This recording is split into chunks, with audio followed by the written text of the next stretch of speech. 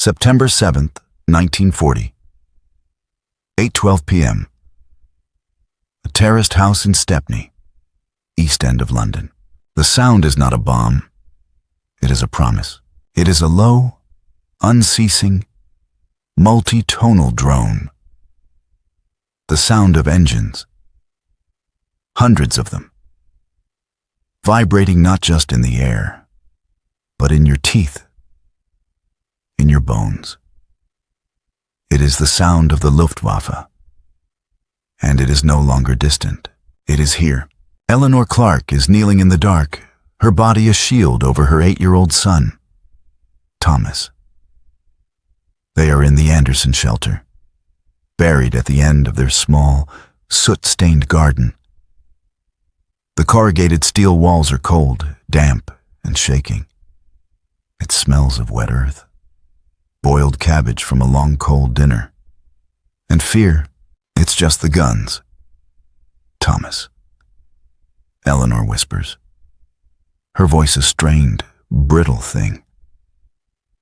Our guns. They're very loud tonight. Thomas says nothing. He is clutching a small, tin-cast soldier. He has not cried. The silence, she thinks, is worse than tears. This is the Blitz, a new word for a new kind of war. Whump, crump, crump, whump. The ground jumps. The sound of the anti-aircraft guns at Victoria Park is swallowed by the percussive, deafening roar of high explosives. The bombs are walking, a stick of them, marching down the street. Whump. The post office. Crump. The butchers. Whump. Mrs. Gable's house, 2 doors down, and then a sound that isn't a sound. It is a presence. A high, whistling, tearing shriek that seems to last for an eternity. A kettle boiling dry, aimed directly at them. Or get down, Eleanor screams, a useless command, as she throws her entire body over her son. The world does not explode. It is annihilated. A 500-pound bomb has hit the street, not 30 yards away. The blast wave is a physical, solid punch.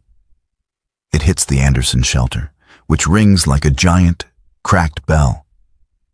The steel walls flex inward, the earth rains down, and the single candle on the crate extinguishes, plunging them into a suffocating, absolute darkness.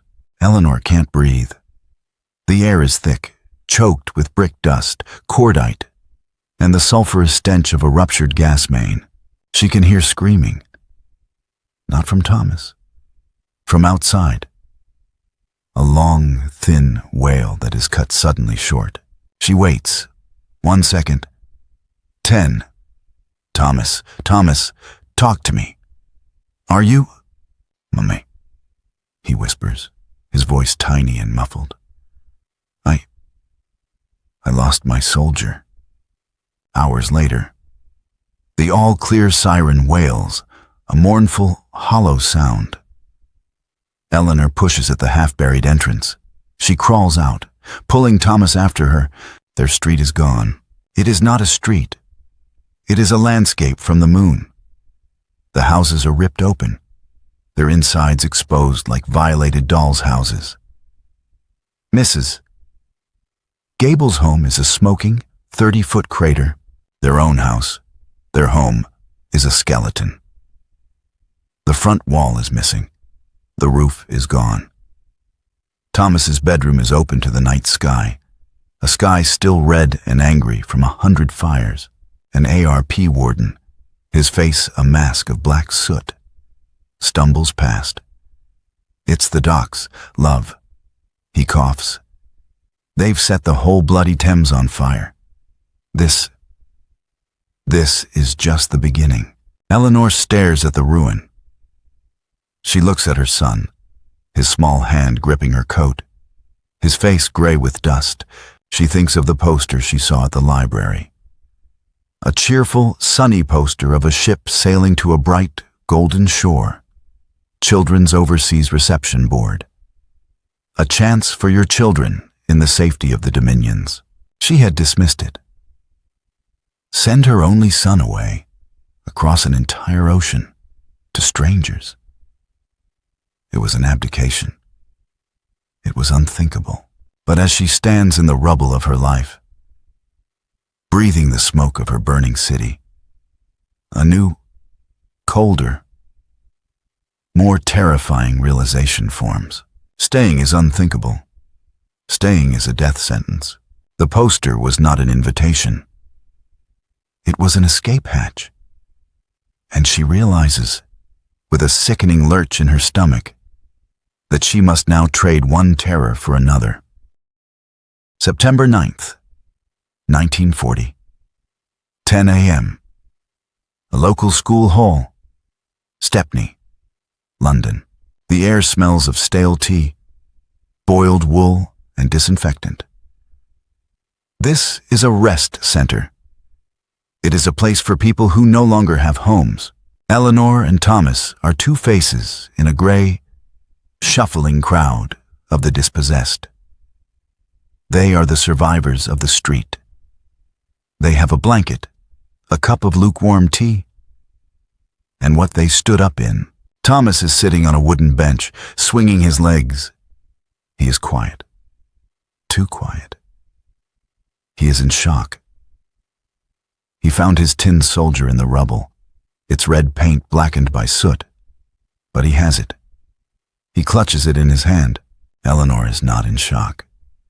She is consumed by a cold, terrible clarity. The warden was right. This is just the beginning. She watches a WVS, Women's Voluntary Services, volunteer try to hand Thomas a biscuit. He just stares. He'll go to the country. Love, the volunteer says to Eleanor, her voice kind but worn thin. Operation Pied Piper. They're evacuating more now. He'll be safe in Kent, perhaps. Eleanor shakes her head. No, the volunteer looks surprised. Kent isn't safe, Eleanor says, her voice flat. The bombers come over Kent, the fighters. They fight over Kent, the invasion. It will be on Kent. It's not far enough. She's thinking of the poster. The Dominions, Canada, Australia, 4,000 miles. That, she thinks, might be far enough. September 12th, 1940. The Corps office, London. Eleanor has left Thomas with a neighbor, what's left of one, and has taken 3 buses, navigating streets blocked by rubble and fire hoses, to a government office. The queue is long. It is a line composed entirely of mothers. Mothers from the East End, mothers from Belgravia. The Luftwaffe has, in its terror, become a great social equalizer.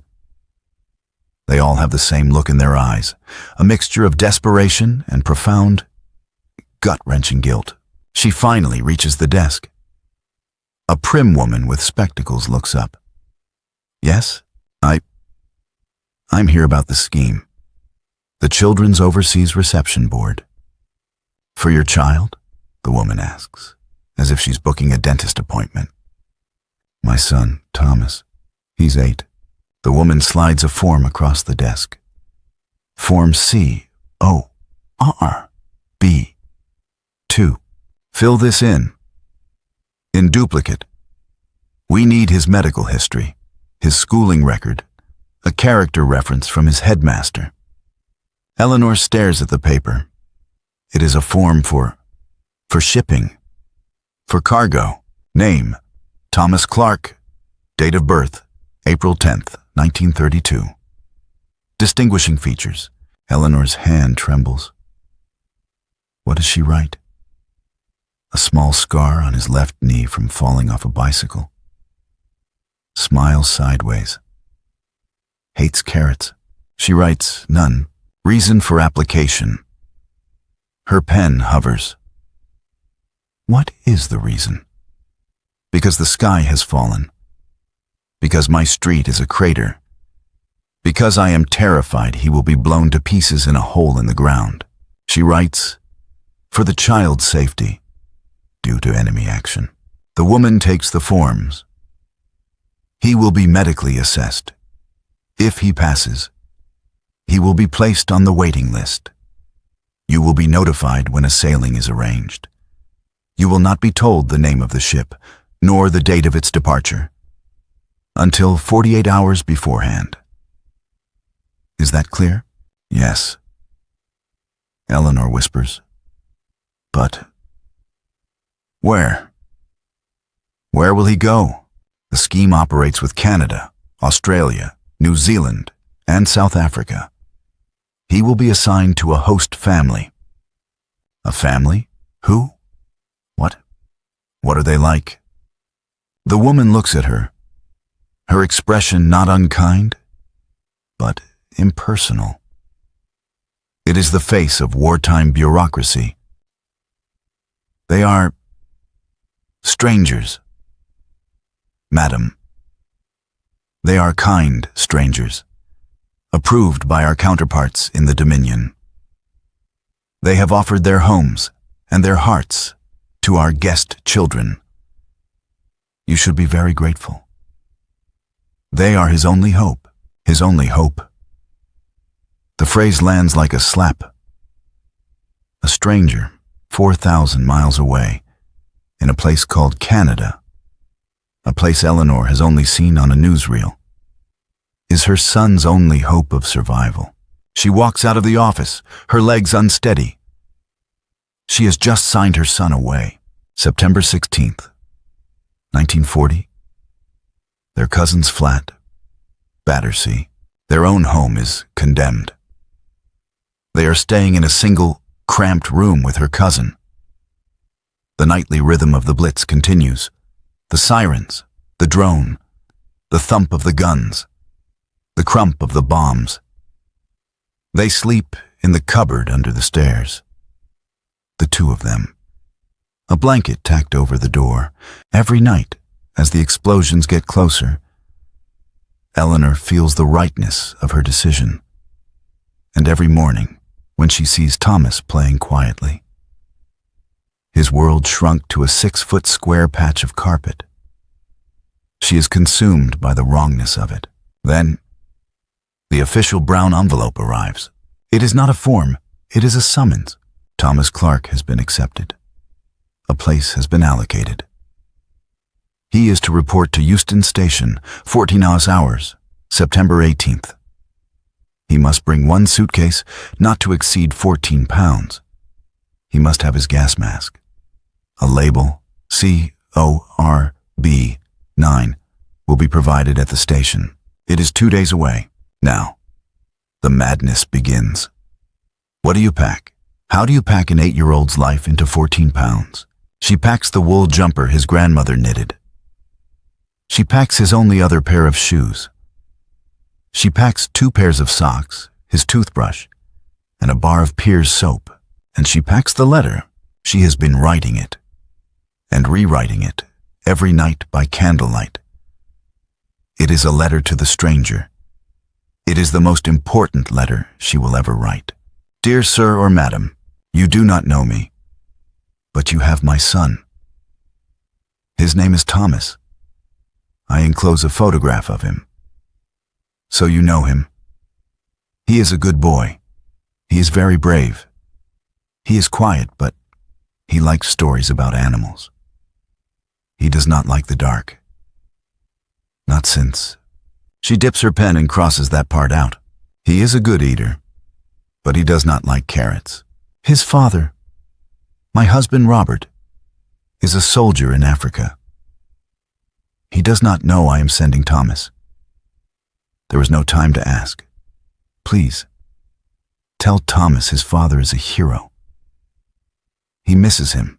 I do not know who you are, but I am trusting you. I am trusting you with my whole life. I do not know what to ask. How can I ask? Just, please keep him safe for me. Please tell him I love him. Please, when this is over, send him home. Yours truly, Mrs. Eleanor Clark. She folds the letter and a small, worn photo of herself and Robert, and slips it into the pocket of Thomas's second shirt. It is a paper heart, a desperate, flimsy piece of herself. Traveling with him, she looks at the suitcase. It is so small. It is a pitiful offering. The last siren of the night wails its all clear. A pale, smoky dawn is breaking. It is September 18th. It is time to go. September 18th, 1940, 13:45 p.m. Euston Station, London. The great glass roof of the station is a latticework of shattered panes and soot. The air inside is cold, a hollow, echoing cavern of noise. But it is not the sound of trains. It is the sound of children, hundreds of them. A vast, surreal sea of small coats, small suitcases, and gas mask boxes, their cardboard straps digging into small shoulders. This is not a station. It is a sorting office for human cargo. Eleanor holds Thomas's hand, her grip so tight her knuckles are white. Stay close. Thomas, don't let go. Thomas, overwhelmed, just nods. His eyes huge. He's staring at the other children. They are all wearing the same thing, a large manila luggage tag, tied through the buttonhole of their coat. C-O-R-B-9.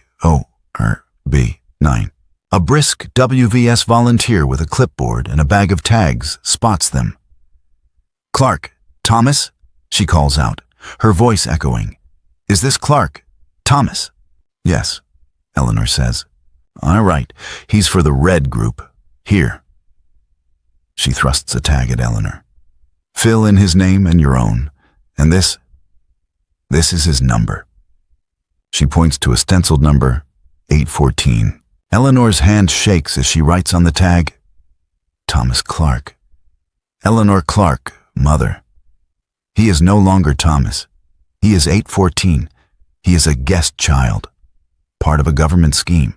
The volunteer ties the label to Thomas's coat. The string is rough.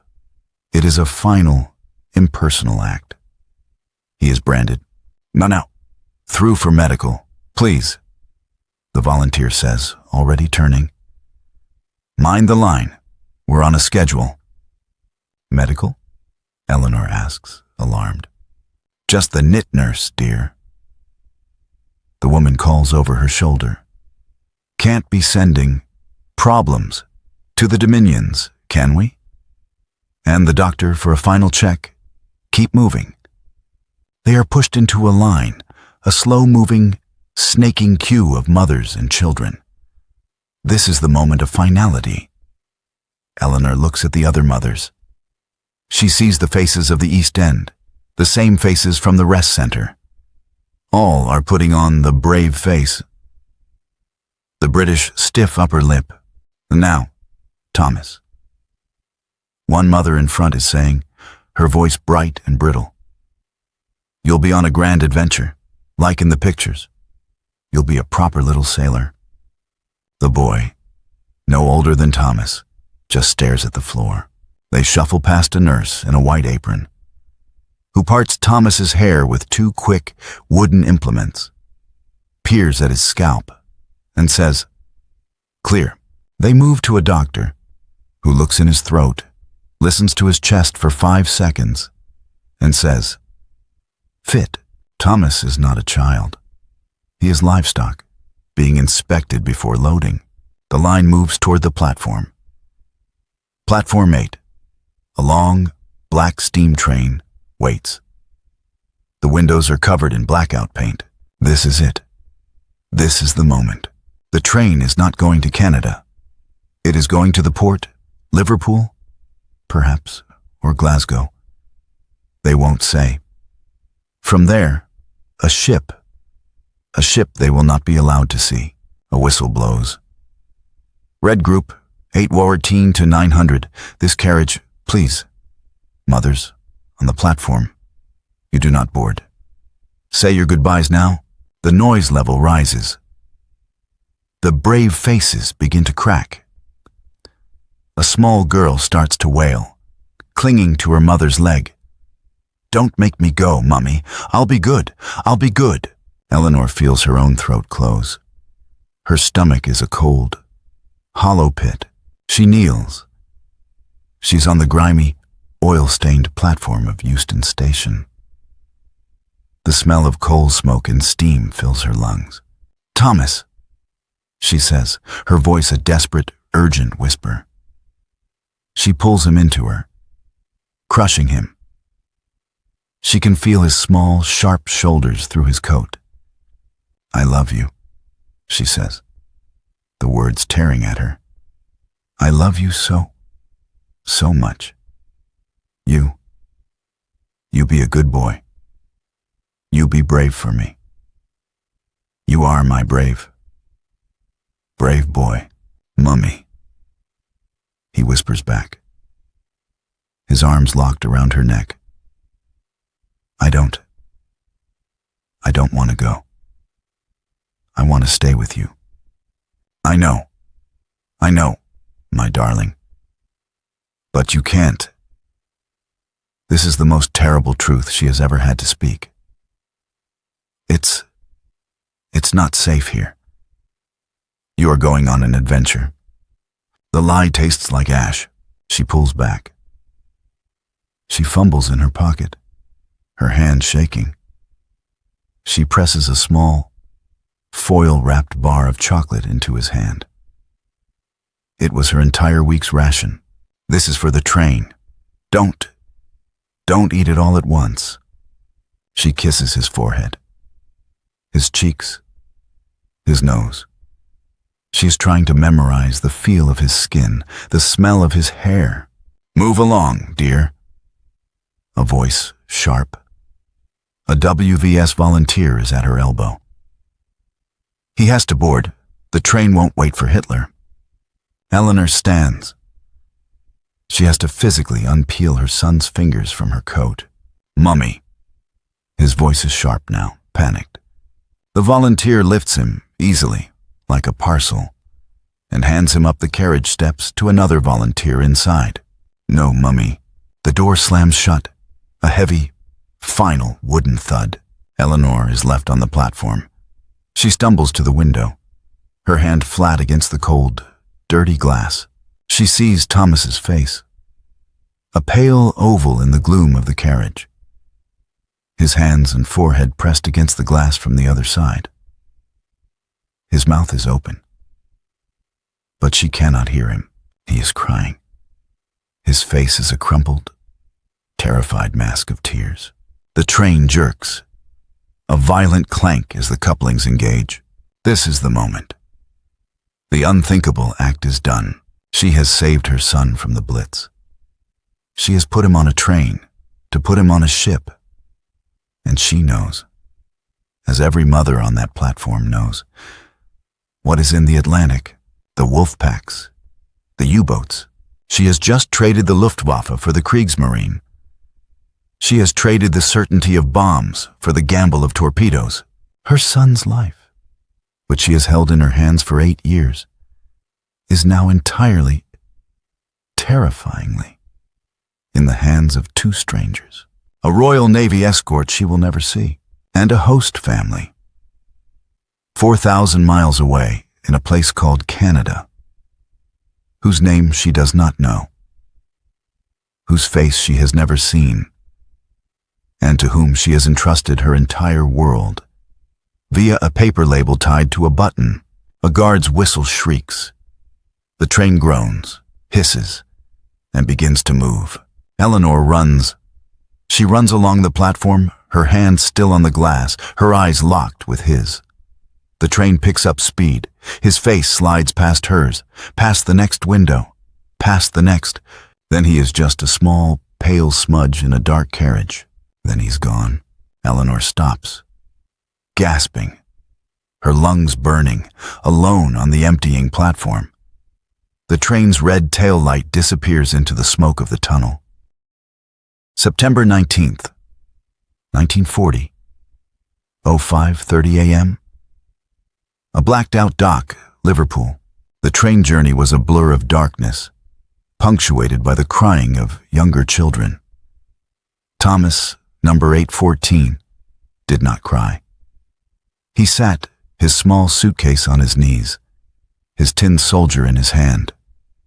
He was in a cold, numb place beyond tears. Now, he is being herded, with hundreds of other red group children, out of the train and into a vast, dark shed. The air is cold and stings with salt and coal smoke. This way, children, quickly now, no talking. The WVS volunteers are brisk, their voices sharp with a new kind of tension. This is not the nervous energy of Euston. This is operational. They are marched in a long, crocodile line through the blackout. Thomas sees a vast, black wall looming out of the pre-dawn gloom. It is a ship. It is huge. It is the RMS Antonia, a 16,000-ton passenger liner, now painted in flat, battleship gray.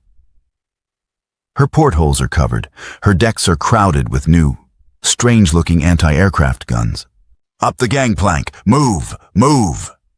Sailors, not volunteers, are here. Their voices rough. Thomas's small shoe slips on the wet wood. He is grabbed by a Royal Navy sailor, who hauls him up by the collar of his coat, label and all. Steady on, lad. You're all right. He is pushed into the ship. It is a maze of dark corridors, smelling of diesel, boiled potatoes, and sickness. He is directed to a dormitory. It was once a third-class lounge. Now, it is a room filled with 50, three-tiered bunks. Thomas is assigned a top bunk. He is too small to climb up, and a volunteer shoves him from behind, and you get shoes off, and you sleep in your clothes. You do not take off your clothes. Around him, the reality is setting in. A 6-year-old boy in the next bunk begins to wail, a high, thin sound of pure desolation. I want my mum. I want my mum. Thomas pulls his blanket up. He puts his tin soldier under his pillow. September 21st, 1940, 08 a.m. The North Atlantic. The convoy has formed. The Antonia is surrounded by 30 other ships, tankers, freighters, and one other passenger liner. They are a city on the ocean, moving at the 9-knot speed of the slowest, most sluggish cargo vessel. On the horizon, like greyhounds, are the escorts. 2 Royal Navy destroyers, thin, fast, and deadly. The children have a new routine. It is not school, it is survival. 10 a.m. Clang, clang, clang, clang, clang. Drill, lifeboat drill, everybody out, on the deck. Thomas, his oversized life jacket, a Mae West, already on, scrambles from his bunk. The children pour into the corridor. Red Group, 814, this way, hold the rope. A long rope is strung along the hallway. Each child clutches it, a human chain, to keep from being lost. They move to their boat station. Boat Station 9. They stand on the deck. The wind is ferocious. It screams. It tears at their coats. The sky is a lead gray. The ocean is not blue. It is a violent, angry black, covered in white-frothed peaks. A volunteer, a young woman named Miss Henderson, her own face pale and greenish, tries to count them. 814, 815. Where is 816? Thomas just stares at the water. It looks hungry. He is no longer afraid of bombs. The sky is empty, save for the wind. He is now afraid of the floor, the unsolid, heaving, endless floor of the Atlantic. September 24th, 1940, 02:17 a.m. The Gap, mid-Atlantic. They are beyond the range of land-based aircraft.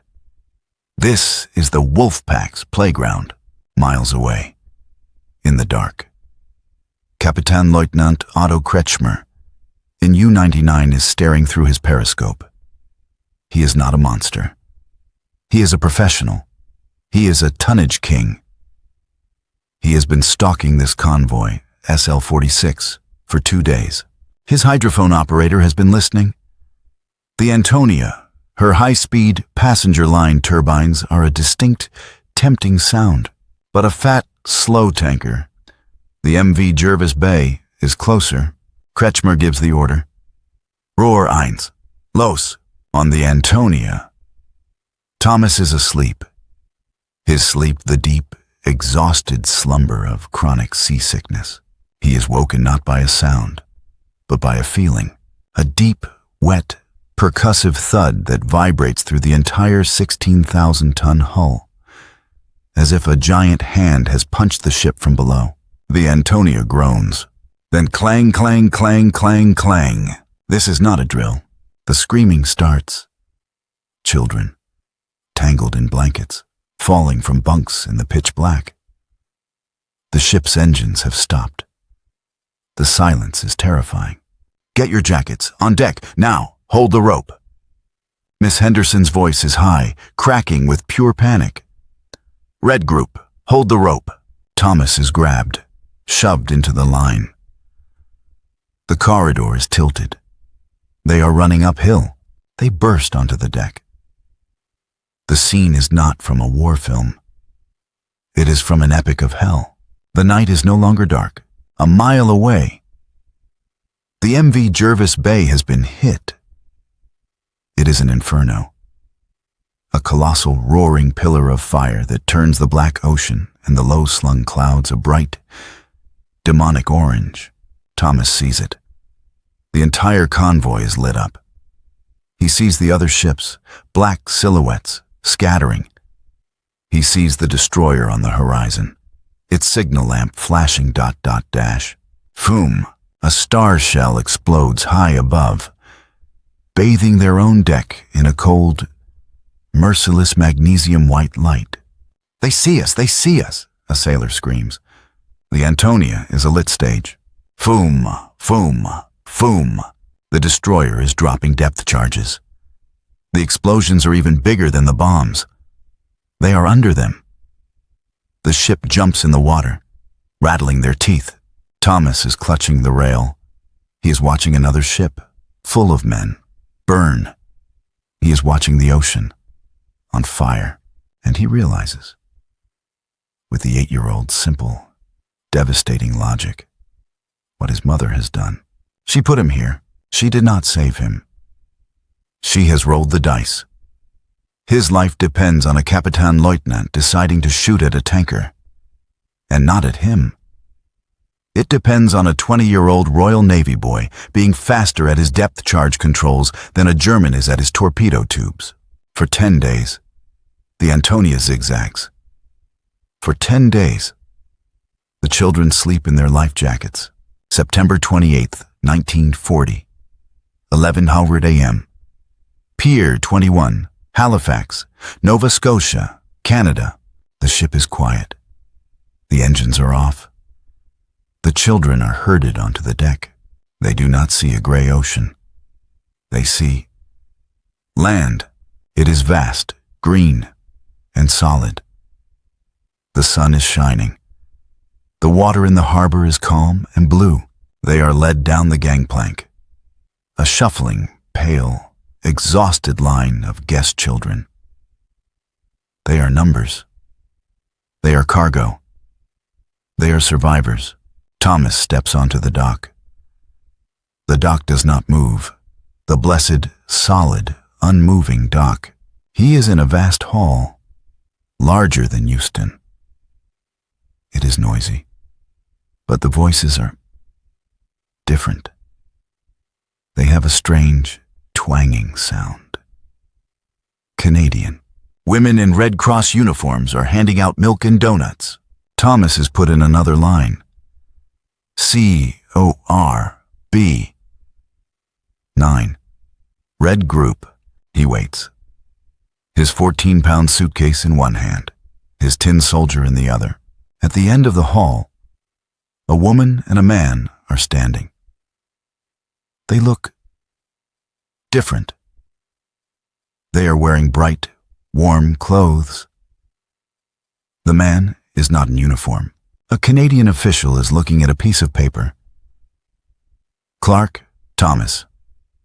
Number 814. Ah, yes, the Tremblays. From Ottawa. They're here for you. Thomas looks up. The woman. She's walking toward him. She has kind eyes. But she is a stranger.